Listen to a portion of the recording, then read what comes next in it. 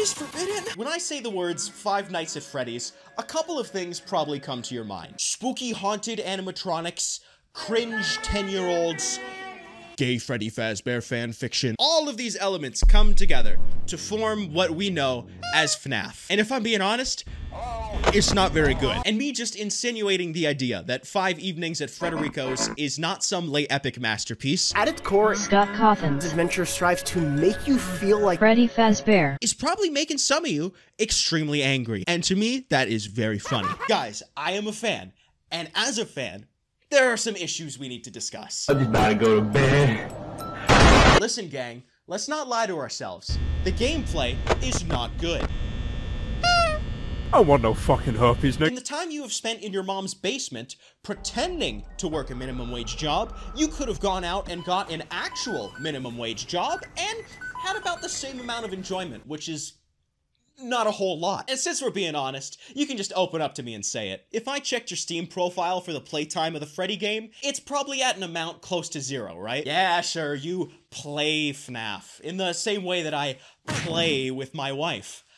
I watch other people do it. There's a reason Mr. Milkiplier is so popular, half of which is because people don't want to play the games, the other half is because of his massive milking tits. Now, the first game I can excuse, because at the time, it was quite innovative. Every other horror game on the market had you skulking around on the dark, never knowing where the monster would be just around that corner. Oh, is that a demon? I better run. But then Scott Cawthon came along and said, what if the monsters came to you? And also the monsters were incredibly hot and sexy. And then boom, Five Nights at Freddy's was born. And it was cool. I remember, to 12-year-old me, that was spooky.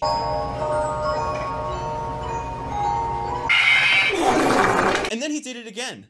And then did it another time. And then another time. And then he changed it a little bit. And then he did the same thing again. But then another studio came in and they made a slightly different game. But this time, the twist was that the game was incredibly shitty. Oh, what? What? Watching the evolution of Five Nights at Freddy's from a gameplay perspective was a lot like watching paint dry. Not a whole lot happened.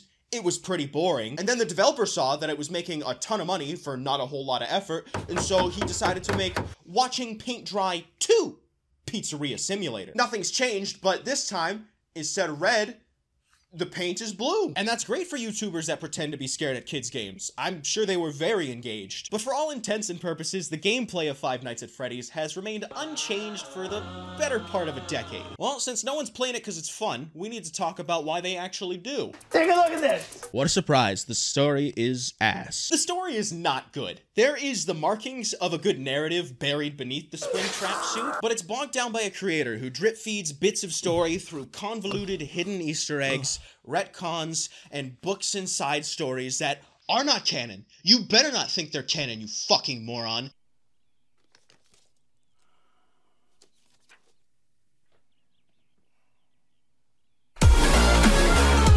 Oh, but actually, some parts of them are canon.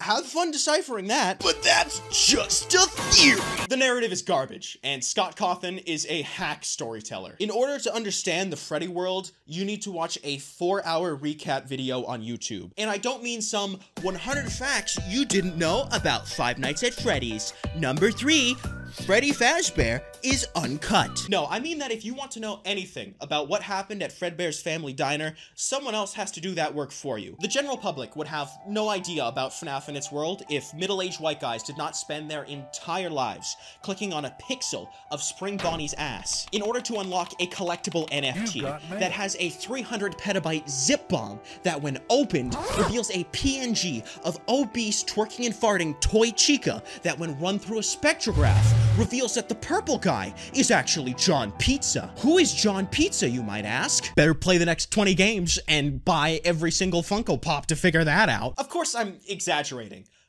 Partially. Go to camera 8 over here, open up Mangle's Quest. Double click on the Balloon Boy poster. Move over here, so all you have to do is double click that and go to camera 3. Type in the code 39, jump up this right side. Now he has a cake and he's happy. I genuinely believe that if my plot to go back in time and kill Matt Pat as a baby had gone off correctly, no one would know that William Afton is actually the purple guy, but also, no, he's not. Remnant would mean nothing.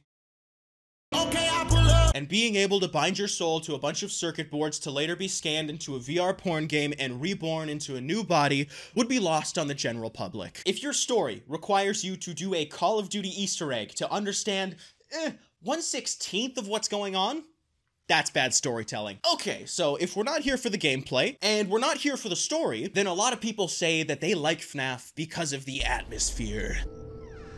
Well, I'm sorry, but unless you think Jumbo Josh is the peak of eldritch horrors beyond our comprehension, FNAF is not scary. Well, it used to be. Back when Gangnam Style was popular, it was actually a quite unsettling franchise. Fear lies in the unknown. And back when the games were about a serial kid killer and a bunch of ghost robots, we didn't know a whole lot. But now we have multiple college dissertations on what William Afton was up to, and it has sucked every ounce of horror out of it. But, and I'm talking like a really big but, there is still one element of horror that has remained consistent throughout the franchise.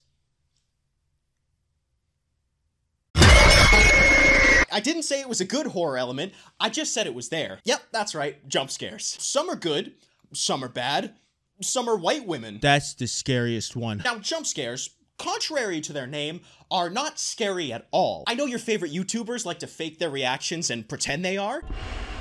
What was that? But they're just pretending, much like my parents pretend they are proud of me. No one with a fully formed frontal cortex, Fight of 87 reference, finds these anything more than lightly flinch-inducing. If I ran up to you on the street and blasted an air horn directly into your ear, you'd probably be a little afraid. There'd be a lot of things going through your head. What is this guy's problem? Is he gonna kill me? Damn, he's cute. I really want to French kiss him. But one thing you would never think is, wow, let's give this dude $1 billion and 1,500 Funko Pops.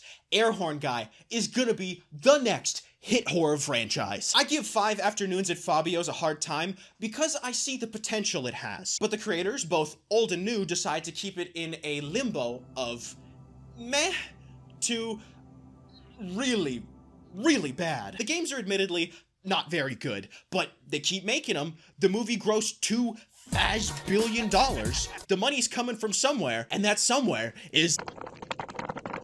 Every fan base in the history of ever is terrible. There's no disputing that. Sure, some might say, well, no, ours is actually good because... No exceptions. But the FNAF community is terrible in its own special way. They will screech and throw fits about lore inaccuracies, other people's theories that they themselves deem inaccurate, or whether or not certain design elements are exactly how they envision. And you better not think any differently than the group. Because the FNAF fandom acts like sort of a hive mind with a shared consciousness, but instead of sharing a single brain, they share a single piece of celery. In this franchise, with a less than set in stone lore, if you come up with a theory that the group doesn't agree with, you will be sent death threats. If you imagine a character in a different way than somebody else, you will be sent death threats. If you even mention the fact that you shower more than once a week, guess what, buddy? Ding, ding, ding, ding, death threats. By the way, Bonnie is clearly purple, because if you call this piss-colored paraplegic Golden Freddy, then you need to be willing to accept the fact that this is a purple rabbit. Sure, if you want to be revisionist, you can say that they changed and updated him to be blue for the movie, but he wasn't blue the whole time. And that's what it's like to interact with anybody in the FNAF community. And if you, yes you, the person watching this video right now, Is he talking to me? fuck you, choose to engage in a type of media like Five Nights at Freddy's where nothing makes any fucking sense and the lore can change at the drop of Scott's definitely fedora hat. Freddy, you should be willing to hear other people's opinions and interpretations without completely losing your mind. You can have your own personal headcanon. You can strictly adhere to the lore. At the end of the day, it doesn't fucking matter because none of it is real. Now, there's one last thing that I wanted to discuss. Take on this, you motherfucker! The fan base is just relentlessly horny. Now, when I say that being horny is an issue, a lot of the FNAF fans are gonna think that I'm some sort of puritanical pearl clutcher, and that's the farthest thing from the truth. I am like a certified gooner. Really, I am one of you. No, when I say being horny is a problem with the fandom, I don't mean it's wrong to be attracted to some of these robots, because honestly, like, some of them are pretty fucking hot. I get it. But Toy Chica? Regular Chica? Rotting Corpse Man? Alright, I'm starting to see some mental problems. Balloon Boy? DJ Music Man, Circus Baby. Okay, so I made a list. Over here, we have sane, functioning humans, and then over here, we have no father figure. Yeah, that's about all I gotta say. For those of you that are angry that I criticize your favorite franchise and are gonna come and stab me in the neck, I've already climbed into my Springlock suit. I am immortal. I always I shit it in my pants. I am for real. Never meant to make my booty shit. I apologize, I shit my pants. I shit it in my pants. I just realized if I put on a red tie, I look a lot like the Nostalgia Critic